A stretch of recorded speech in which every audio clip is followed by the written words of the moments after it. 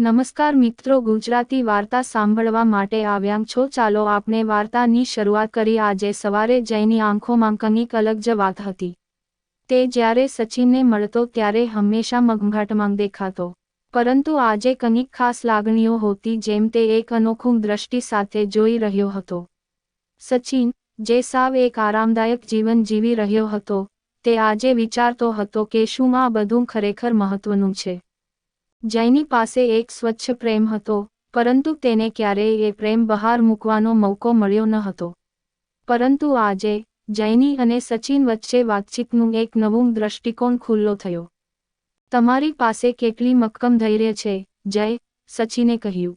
હું જાણું છું કે તમને કેટલા સમયથી તમારું પ્રેમ કહેવું છે, પણ તમે ક્યારેય મારી સામે આ વાતને પરિપ્રેક્ષ્યમાં મૂક્યું ન હતું।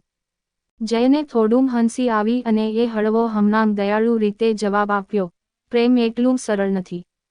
અમુક વખત તેને આપણું સમય ન આપવો જોઈએ। જીવનની પળોમાં સાવ ધાર્મિક રીતે જીવવું જોઈએ। સચિનને સમજાઈ ગયું કે તેની સાથે વાત કરતા જિંદગીના એક નવા પ્રતીક પર નજર નાખી છે।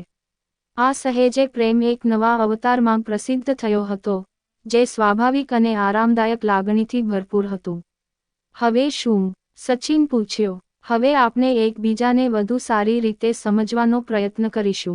પ્રેમ સમય સાથે વધે છે, અને તે માટે તમારે એકબીજાને સાચો, નમ્ર અને અહેસાસ આપવો જોઈએ, જયે કહ્યું।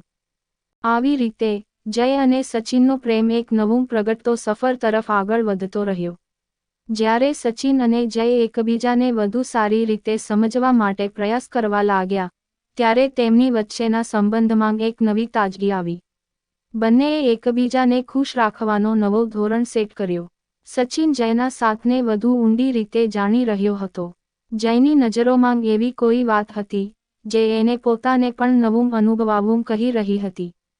એક દિવસ જયને પોતાના ગામમાં એક જૂની બાગબાન ખુલી, જ્યાં કાચું પલંગ અને વૃક્ષોની છત્ર હતી।